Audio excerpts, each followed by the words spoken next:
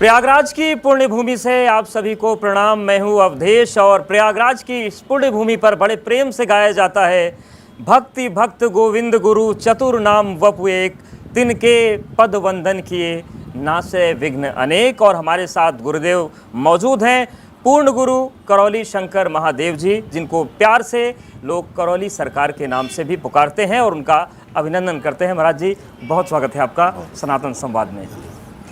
महाराज जी, महाकुंभ की इस धरती पर बहुत सारे मंथन होते हैं, बहुत सारे पुराने विषय हैं उस पर भी बात होती है, जो नए विषय होते हैं उन पर भी बात होती है और आपके चमत्कारों की चर्चा भी होती है। और बहुत सारे ऐसे लोग हैं जो उन चमत्कारों को लेकर बहुत सारी बातें भी कहते हैं, पक्ष विपक्ष दोनों है। लेकिन आप वैदिक डीएनए की बात करते हैं, तो सबसे पहले बताइए कि ये वैदिक डीएनए क्या होता है? अब इस महाकुंभ की इस नगरी में सबसे पहले आपके इस सनातन संवाद कार्यक्रम में आपने जो बुलाया उसके लिए बहुत बहुत धन्यवाद। जो आपने डीएनए की बात पूछी, डीएनए हम लोग एक अंग्रेजी शब्द लेते हैं ताकि सब लोग समझ सकें, नई पीढ़ी समझ सके। असल में गोत्र की बात करते हैं हम लोग, कुल की बात करते हैं। तो हमारा जो कुल होता है वो कुल एक बहुत बड़ा कुल होता है। कुल में 100, 200, 500 लोग भी हो सकते हैं। ऐसे लोग हो सकते हैं जिनको हमने कभी मिले नहीं, कभी जाना नहीं, कभी देखा नहीं, लेकिन कुल में हमारे हैं। तो बहुत बड़ा कुल होता है। अगर कोई पुण्य है, कोई जैसे मान लीजिए 500 लोग हैं, अब भोजन बना है 10 लोगों का, तो अब अगर 10 लोगों के भोजन को 500 बांट दिया जाएगा तो सब भूखे रह जाएंगे। तो जब हम लोग डीएनए की बात करते हैं, तो वैदिक डीएनए की जब बात करते हैं तो संकल्प के द्वारा हर पूजा पाठ में, हर अनुष्ठान में संकल्प का विशेष महत्व है। तो संकल्प के माध्यम से हम लोग अपने जो कुल को छोटा कर लेते हैं। जैसे पति पत्नी हैं, हमारे बच्चे हैं, माता पिता हैं, इनको एक कुल में संकल्प करके मान लिया। तो जो भी फिर हम अनुष्ठान करते हैं उसका जो पुण्य है उतने में ही रहता है। फिर उस कुल के द्वारा जो बनाया गया डीएनए का ऊर्जा पथ बोलते हैं हम लोग उसको, जो भी पाप और पुण्य होगा उसी में रहेगा। अब ये बाहर जो लोग छूट गए हैं हमारे बनाए हुए डीएनए ऊर्जा पथ से बाहर, ना तो मेरे द्वारा किए गए पुण्य का फल उनको मिलेगा, ना मेरे द्वारा किए गए पाप का उनको कोई भोग भोगना पड़ेगा। अब ये उस कुल में ही रहेगा। तो जो भी अनुष्ठान करते हैं तो उस कुल में रहने के कारण तीव्रता के साथ उसके संकल्प और प्रार्थना पूर्ण होते हैं जी। इसलिए वैदिक रूप से हम लोग उसको बिल्कुल संकल्प और प्रार्थना पर ही आते हैं। बहुत सारे लोग, बड़ी संख्या में लोग आपके यहाँ पहुँचते हैं। किसी की प्रार्थना बीमारियों को ठीक करने को लेकर रहती है, बहुत सारे वीडियोस देखते हैं, किसी को करियर की चिंता है। तो वो आपकी कौन सी आराधना पद्धति? क्योंकि ये कहा गया है कि आप भगवान को अगर प्रेम से पुकारिए तो भगवान सुनते हैं। आपकी सुन रहे हैं लेकिन सामान्य लोगों की नहीं सुन रहे हैं। तो वो रास्ता बताइए आप महाकुंभ से कि सबकी सुने। सबसे बड़ी बात यही है कि हम जिस ऊर्जा से जुड़ने जा रहे हैं, जिस ऊर्जा से हम जुड़ रहे हैं पूजा पाठ करके, अनुष्ठान करके, उस ऊर्जा के बारे में आपको जानकारी कितनी है? आप कैसे जानते हैं कि ऊर्जा सात्विक है, वह ऊर्जा प्रभावशाली है, आपको नीचे ले जाएगी कि ऊपर की ओर ले जाएगी? आपको उसका पता नहीं। उसके लिए गुरुओं का मार्गदर्शन शुरू से अपरिहार्य रहा है। सीधे सीधे जानने की विधि है। अगर आपके कुल में, आपके परिवार में रोगों की भरमार है, तमाम मानसिक और शारीरिक और आध्यात्मिक कष्ट हैं, तो इसका मतलब सीधा सीधा ये हुआ कि आप गलत ऊर्जा से जुड़े हुए हैं। कहीं पूछने नहीं जाना है। अगर बीमारियां हैं, ठीक नहीं हो रही, शारीरिक हो, मानसिक हो, आध्यात्मिक हो, कोई प्रगति नहीं हो रही है, तो निश्चित रूप से आप समझ लीजिए कि आप गलत ऊर्जा के प्रभाव में हैं। सही ऊर्जा का प्रभाव क्या है कि आप, अल्टीमेट चीज़ है कि शांति। हमारे परिवार में बिना कलह के, हमारे परिवार में बिना किसी अभाव के हम जीते हैं, प्रेम पूर्वक जीते हैं, सही ऊर्जा के साथ जी रहे हैं। सिंपल सा है। अगर आप कष्ट में हैं, नकारात्मक हैं, दिन भर हमेशा निगेटिविटी में जी रहे हैं, मतलब आप गलत ऊर्जा के प्रभाव में हैं। सिंपल चेक कर लीजिए। लेकिन महाराज जी, आप कहते हैं कि गलत ऊर्जा सही ऊर्जा, खासतौर से बीमारियों को ठीक करने की जब बात आती है तो आप भी उसी ऊर्जा की बात करते हैं। लेकिन जो डॉक्टर्स का वर्ग है वो कहता है कि गलत ऊर्जा सही ऊर्जा की बात छोड़िए, महाराज जी लोगों को गलत ट्रैक पर ले जा रहे हैं। हाँ, वो अपने हिसाब से ठीक कहते हैं जी। उनका अपने हिसाब से सोचना कहना ठीक है, क्योंकि वो इस विद्या के बारे में नहीं जानते, इस सनातन वैदिक विद्या के बारे में उन्हें रंज मात्र पता नहीं है। जी जैसे अभी हम यहाँ बैठे, जी जितने लोग यहाँ पर हैं, अब अगर इसका प्रभाव चेक करना हो सकारात्मकता का, तो हम आपसे ही पूछ लेते। अभी आप यहाँ बैठे हैं, सब लोग बैठे हैं, किसी के भी अंदर एक नकारात्मक विचार नहीं आ रहा है, सब लोग चेक कर सकते हैं, आप भी चेक कर लीजिए। एक नकारात्मक भाव विचार आप किसी के भी अंदर नहीं आ रहा है, सब लोग चेक कर सकते हैं। जी अगर वाकई में चेक करना है ऊर्जा को, तो अभी चेक कर सकते हैं। किसी में आ रहा हो तो हाथ उठा दे। तो जब कोई व्यक्ति आपके सामने जाता है तो क्या उसकी पहले ऊर्जा चेक करते हैं? अरे, सबके पास ऊर्जा है, जी ऊर्जा शाश्वत है, ऊर्जा का कोई भी गलत और सही नहीं है। आपकी जैसी आपकी सोच है, उस सोच के साथ आप जिस ऊर्जा से जुड़ते हैं, अगर पहले से गंदगी है उसमें, तो आपकी गंदगी को और बढ़ा देती है। जी अगर आपकी सोच अच्छी है और आप अच्छी ऊर्जा से जुड़ते हैं, आपकी अच्छाइयों को और बढ़ा देती है। और इतना ही नहीं, अगर आपकी सोच बहुत अच्छी है जी तो नकारात्मक ऊर्जा भी आपके साथ सकारात्मक रूप से कार्य करने लगती है। जी यही वैदिक ऊर्जा का प्रभाव है। ठीक है, लेकिन महाराज जी उस ऊर्जा को हर कोई समझे, ज़रूरी नहीं है। आप सर्जरी का विरोध करते हैं कि सर्जरी नहीं करवानी चाहिए। आपको अंदाज़ा है कि आप कितना बड़ा रिस्क ले रहे हैं? अगर किसी की जान चली गई तो कानूनी रूप से कितनी अड़चनें आपको झेलनी पड़ सकती है, और अड़चनें आप झेलते भी हैं, तमाम दुनिया भर की चीज़ें होती हैं, आरोप लगते हैं। तो ये रिस्क है, या फिर आपको लगता है कि एकदम सही करें कि सर्जरी कोई न करवाए? इसका क्या प्रमाण है कि सर्जरी करा के आदमी बच जाता है? मर रहे हैं, हजारों लोग रोज़ मर रहे हैं, सर्जरी करा के मर रहे हैं, गलत दवा के प्रभाव से मर रहे हैं। इसका क्या प्रमाण है कि दवा खा के ही बच रहे हैं? हम सर्जरी का विरोध नहीं करते, गलत सर्जरी का विरोध करते हैं, फेक सर्जरी का विरोध करते हैं। आज तमाम सरकारी संगठन ये प्रमाणित कर चुके हैं सर्वे के आधार पर कि 50-60% सर्जरी फेक है। जी हम दिन भर देखते हैं, मेरे सामने आते हैं जब मामले कि सर्जरी फेक करा के आदमी खड़ा हुआ और रोगी खड़ा हुआ है, जो सर्जरी के पहले उसे कष्ट था वो कष्ट सर्जरी के बाद भी बना हुआ है। दरबार में आकर के व्यक्ति वैदिक प्रक्रिया करता है, एक ही दिन में उसके सारे कष्ट चले जाते हैं, उसके संकल्प से, स्वयं की प्रार्थना से। कहाँ चले जाते हैं? शरीर में जो रोग है जी वो स्थूल में ढूंढ रहे हैं, हाड़ मांस के शरीर में ढूंढ रहे हैं।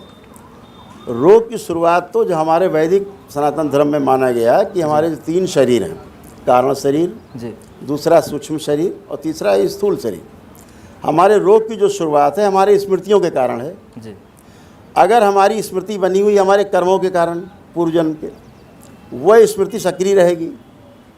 जैसे ही हमारे ग्रह नक्षत्र और प्रभाव हमारा विपरीत आएगा, जी वो स्मृति कर्म भोग हमारे सामने आएगा, वो स्मृति फलित होने लगेगी। और उसका सबसे पहले जो प्रस्फुटन होगा वो होगा हमारे कारण शरीर में बीज के रूप में।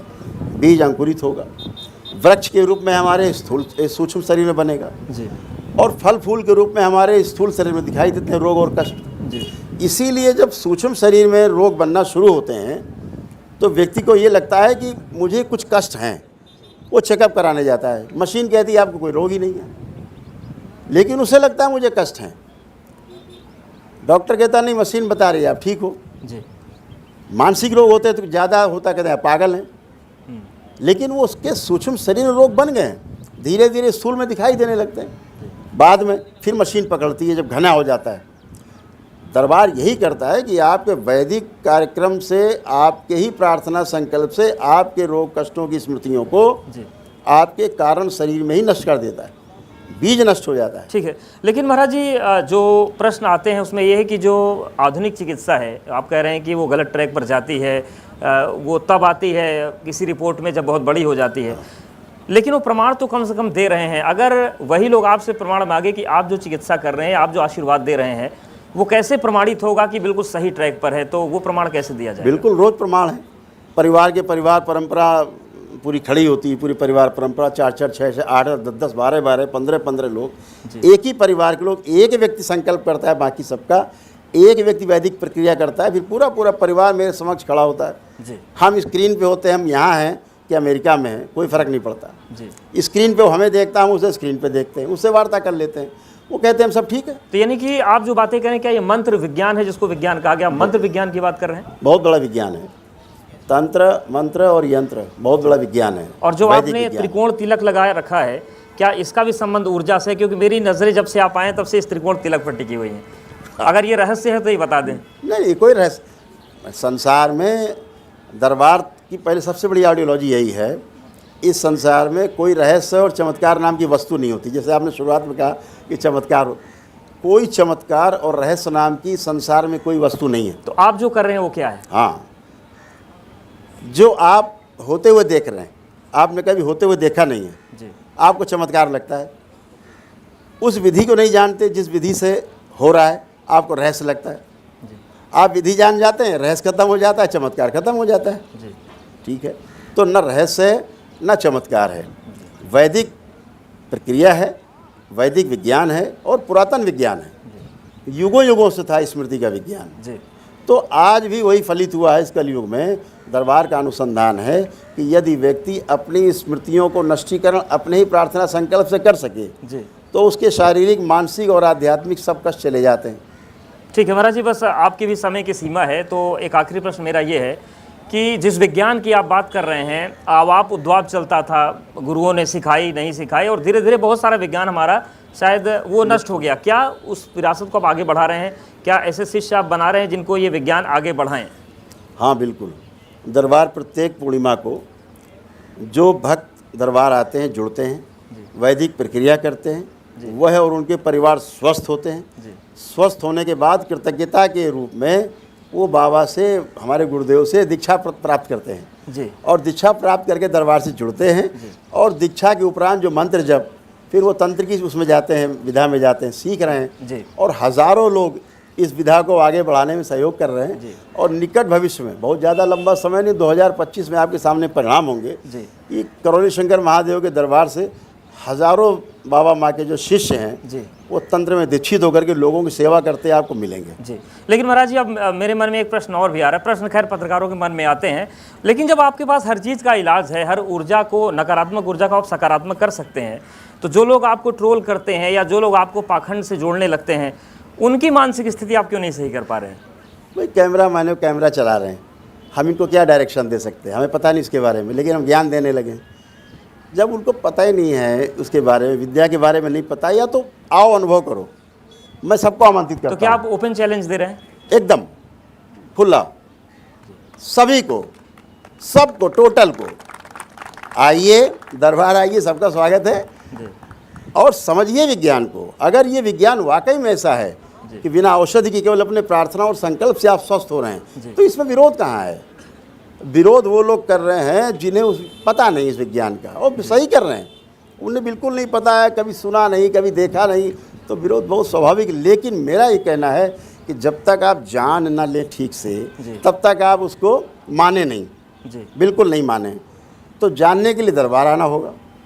आप इस तरह शिविर लगा सकते हैं, हम यहाँ जनवा सकते हैं जी। इसके लिए आवश्यक नहीं कि हम आप दरबार ही आ पाएँ।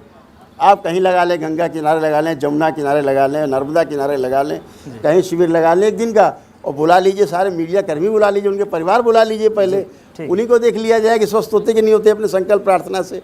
अगर अपने प्रार्थना और संकल्प से स्वस्थ होते हैं तो फिर इसको आपको फैलाना चाहिए। बिल्कुल, वो बढ़ना चाहिए आगे। यस, जो जाना चाहिए, या फिर उस दिन से हमें बात को छोड़ देना चाहिए। जी। क्या उन लोगों को भी इलाज करने की ज़रूरत है? कोई काली माता बन के नाच रहा है, कोई हनुमान जी बन के नाच रहा है, कोई केला बड़ी गंदी तरीके से खा रहा है, बहुत सारे दरबार लग रहे हैं देश में, तो उन दरबारों को तो भी तो ठीक करना पड़ेगा आपको। ये पागल हैं, सब